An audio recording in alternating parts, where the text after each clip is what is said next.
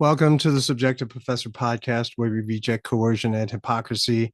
Today is episode 196, and we're going to talk about Haitians, cats, nativism, and acculturation. Yes, they all work together. Uh, so I was trying to figure out what to talk about today. Could talk about the assassination attempt, a second one, by someone not unknown to U.S. intelligence. We could talk about the impending collapse of the Ukraine, the impending war with Russia, or is it China? Or are we going to talk about the impending bank collapse? No, let's just talk about Haitians and the rumors that are circulating about them eating cats and dogs, or just cats, or is it cats and dogs? Who knows? But after my brief, extensive research on X, there's very little conclusive evidence. I mean, there are a lot of people going around asking people, if they know anything about it in that town in Ohio. And maybe it's happened, maybe it hasn't, but it doesn't seem to be this sort of epidemic of people's cats disappearing and people seeing them being eaten. I could be wrong, but that's what my brief search on X, because obviously no one's talking about it in the mainstream except to say that it's ridiculous.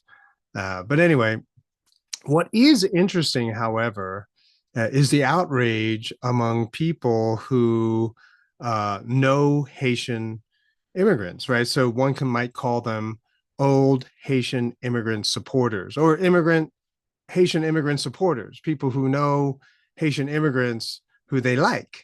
And they don't like this portrayal of this new neo Haitian immigration that we're seeing now. And they're really upset because they don't want their Haitians to be confused with those Haitians.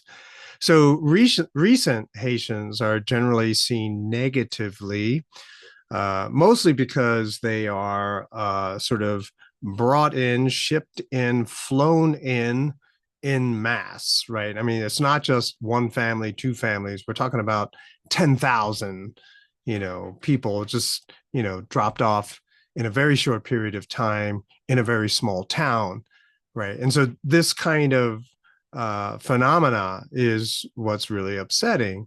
And as a result, there's going to be a lot of negative rhetoric, a lot of negative reporting, a lot of outrage. And so people who see that worry about the Haitians that they know, who are pretty much, acculturated or have adapted to life here in the United States and are very much positively contributing to the society here in the United States. So I remember this phenomena of boat people, so to speak, from Haiti in the 1990s. It was a really big thing during the Clinton administration, but it didn't start in the 90s, and it didn't just only happen in the 90s, and now it's happening again. But rather, it's pretty much the history of Haiti has seen a lot of this boat people phenomena. People, building these unseaworthy boats and trying to make it to the United States. And obviously, a lot of people are dying as a result. But it's usually because of some political destabilization. And so the new people coming to power are trying to hunt down and kill supporters of the previous regime. I don't know. It kind of looks like what's happening in America, which is why a lot of people say that America is becoming a banana republic. But in any case, my brief research on the boat people phenomena is that it started in 1972, at least 1972, because of the brutal dictatorships and regime change, as I just mentioned. A lot of people don't know this, but Haiti is where Columbus landed in 1492, right? So 1492, Columbus sails the ocean blue. He landed in Haiti, and he called it Hispaniola when he landed. But that's Haiti. As a result of, and this is true all over North and South America, but wherever Europeans landed, they brought disease. And at first, they didn't know that just simply coughing on people who lived here in the Americas basically resulted in their death. And so just that contact with Europeans wiped out a large percentage of the population in Haiti, what we now call Haiti. And the other side of the island is the Dominican Republic. But in any case, so a lot of the original population died as a result of disease.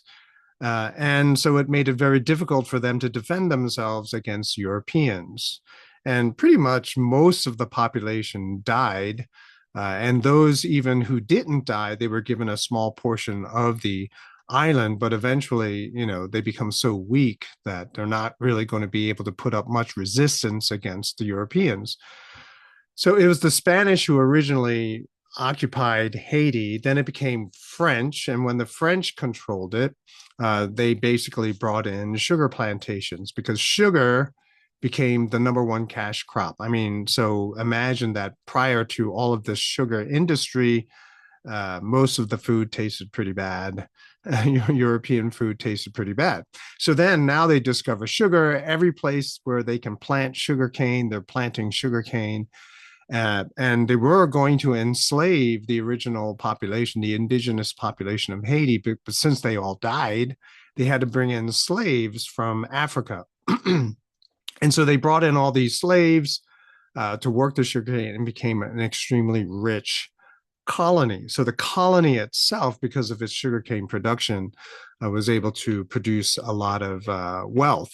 But then the slaves had an uprising in 1791, so it lasted 13 years, a 13-year war of slaves against the French.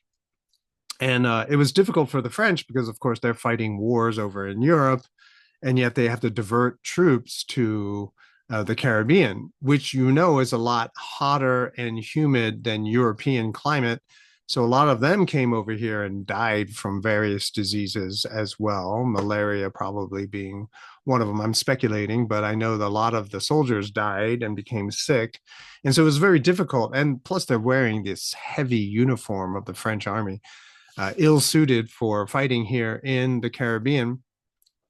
And so and of course the rebelling slaves, they live there, so it's not like they need to go anywhere.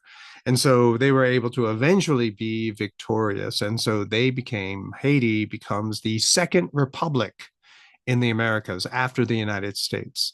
They are the first country to abolish slavery, and the only country in history to be established by a slave revolt. But unfortunately, in their zeal, they kill all the French. And the reason why that's unfortunate, although those of us of the vindictive persuasion kind of see that as justice. But the problem is, if you kill all the French, you kill all the knowledge that they have as well of running all of the sugarcane plantations, right? And so all of that wealth all of a sudden becomes steadily decreasing. And then you got continuous wars, one war with the Dominican Republic. Then you got debt because of the wars. And we're all in America right now should be familiar with wars producing massive debt.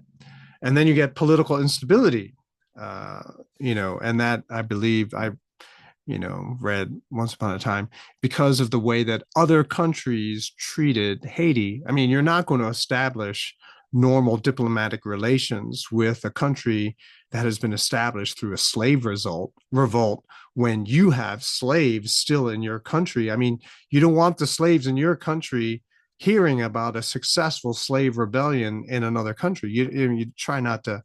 So you don't trade with that country, right? And so it would have been handy if they left some of the French alive to try to figure out how they can continue to trade and perpetuate the wealth that was coming out of that country.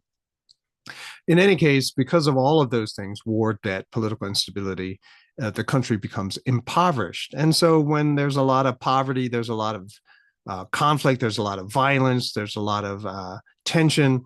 And so it got so bad that in 1915, the United States occupied Haiti, 1915 to 1934. And I've read somewhere that a lot of the soldiers that the Marines that went there were handpicked because they hated black people, right? I read that somewhere. And so they pretty much tried to control and restore order in Haiti. And in the process, they tried to establish their own sort of puppet government. And that kind of doesn't work out. And everything kind of falls apart until 1957, when the Duvalier family takes control. And so they rule Haiti between 1957 and 1986.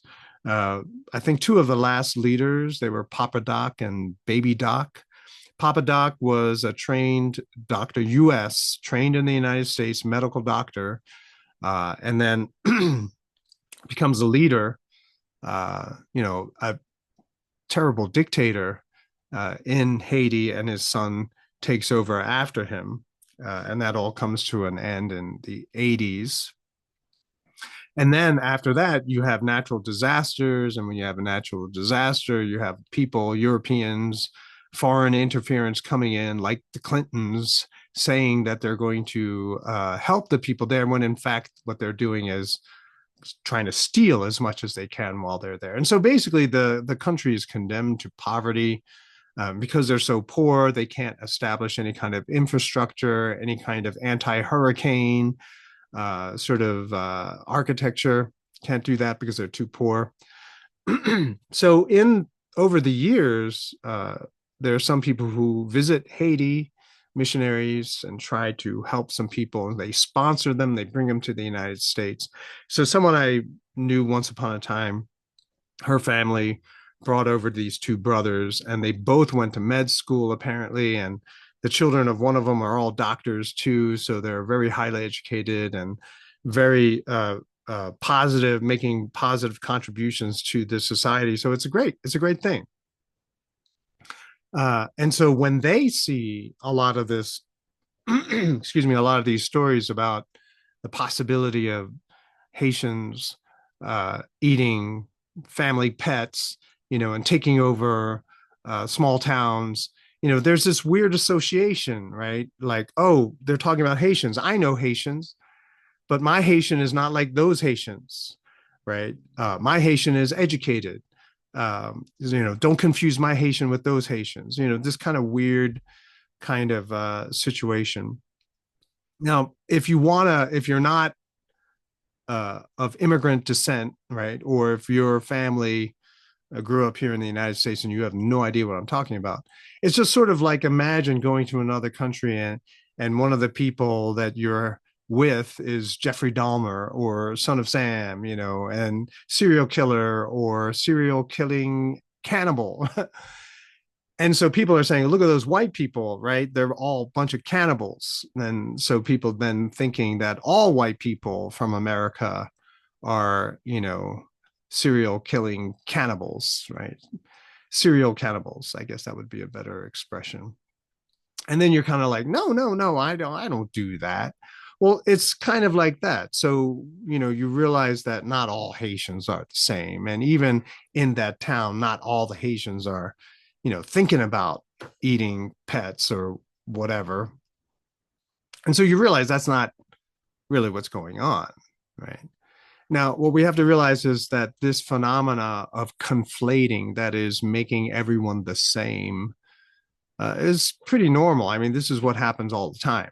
When you first encounter a group of people who are different, all from the same area or have some kind of shared characteristic, you stick them in a racial group, and then you say, well, they all look alike. They're all the same, right?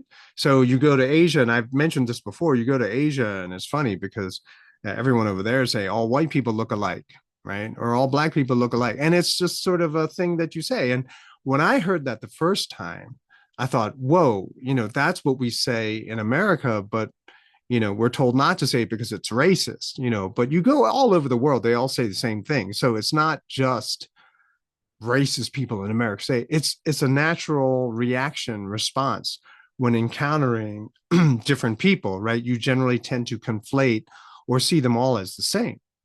And then as you get to know them and you dig down and you see the details between them, then you begin to realize, oh, yeah, they are different. It's sort of like looking at killer whales. At first, they all look alike, and then you realize that you can differentiate them, figure out the individuals by the different tail shape, dorsal fin shapes, and modeling pattern, right? The different spots and whatnot. But we do that with human beings too.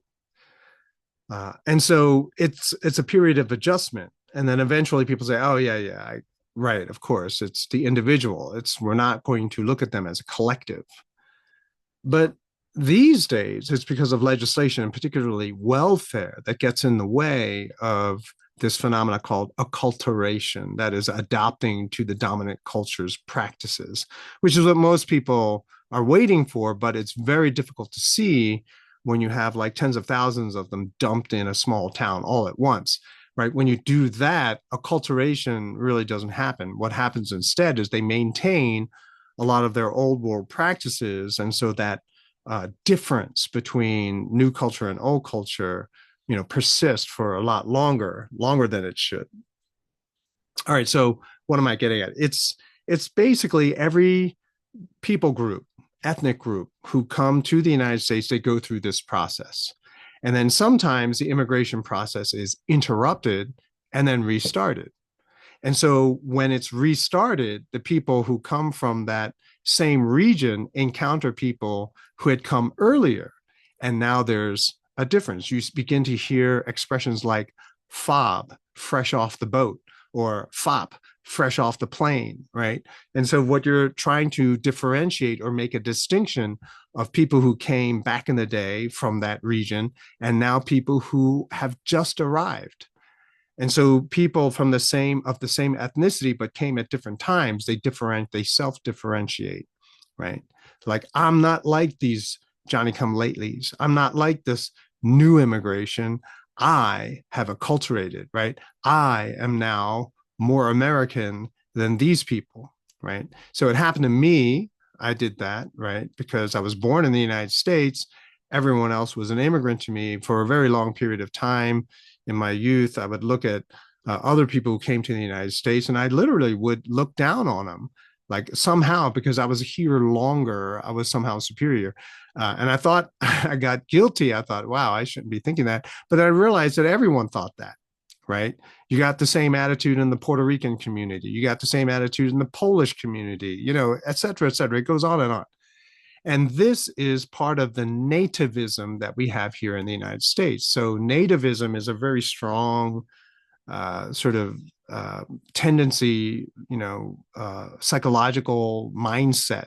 I was here first, and so I have more rights, I have more authority, I have more privileges than you who came from the same place, but you just came more recently than me.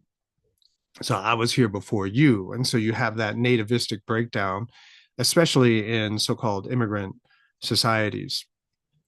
So I acculturated, I adapted to the society. I have taken on a lot of American cultural values. Like I eat hot dogs, I eat hamburgers. You still eat kimchi, you still eat Korean food. You still smell like someone who eats Korean food. You have that kind of weird thing going on. Perhaps people are embarrassed about the old ways. I don't want to be mistaken for one of you. Perhaps some of the things that you do are a little bit shady, and so you don't want other people to think that you're just like shady like them. And this is kind of very common and prevalent. This is part of the immigrant experience. This is part of what happens when you have new ethnic groups coming into the United States. There's a period of adjustment, and how that shakes out depends on how people negotiate acculturation, right? Which cultural values they're going to keep, which they're going to discard. But over time, what happens is a lot of academics, a lot of people going to university flip it. They say the old ways are better. And now with the advent of welfare and all these welfare programs, a lot of the new immigrants no longer have to go through that period of acculturation. Their old ways are glorified, right? They should never have to give up their old ways. And so acculturation is not even entertained, you see. And this is made possible because housing is provided, employment is readily available. All of these other needs that used to previously uh, become more available as you acculturate. Well, you just get it as soon as you get here, right? And so there's no negotiation required. And so instead of letting the new immigrants have to pay the cost of, acculturation, that is cultural negotiation, the people who live in the United States have to pay for it. And so now there's sort of thing where the culture here in the United States of hard work, and I've talked about this in the previous episode, the culture of hard work, right? Uh, Producing something of value, that goes out the window. And so whatever it is they brought with them, starts undermining the cultural values here in the United States. Don't get me wrong. If you want to maintain some of your old school values, old world values, you can. It just costs a little more, right? It's just a little bit more difficult to do so. Even in my family, one of the values that we try to maintain is speaking in Korean. So I can speak Korean, albeit with a heavy American accent. My kids, because I prioritize their education, their Korean ability, speaking ability, is really kind of atrocious. And I'm actually kind of embarrassed by that. So I'm just kind of, hoping that one day they'll be self-motivated to learn Korean more, so that they can preserve some of the cultural values, because well, anyway, that's a long story, another episode perhaps. But anyway, so over time, those old world cultural values that should have been forgotten are maintained, right? Because now they can afford to do so because they don't have to pay for housing. They don't have to pay for this or that. And so now they can devote more time and energy in maintaining some of the old world traditional cultural practices, which probably should have been discarded, right? Because with that acculturation negotiation process, it really is not a very good cultural practice, right? And so dumping tens of thousands of people all at once in a small neighborhood disrupts that process, as I was saying earlier. And so that period of adjustment and acculturation where a lot of these new immigrants then discard cultural values which no longer work in a modern world. Now they maintain them, right? And another reason, not saying that acculturation is all good. I'm just saying there has to be a negotiation process. Everyone goes through that. And, given the free market, then people should be free to adopt those values and those practices which work out best for everyone. But dumping tens of thousands of people imposes the cost of immigrants coming to this country on the people who already live in this country. So everything becomes flipped upside down. And also because there are incidents of the violation of property rights, right? People losing whatever it is they had, whatever they were promised by the government, and now being shifted to these new immigrants. And it becomes a very, very, upsetting, destabilizing phenomenon. Anyway, that's something to think about. Another way of thinking about those things and why people feel outraged, feel the need to defend or to go to bat for certain people or to speak for other people. And that kind of sort of explains some of that. But at the end of the day, each person has to decide how they're going to live. And the more you have government interference into that picture, the more the decisions that people make are probably not the best choices. I'll leave it there and I'll talk to you next time.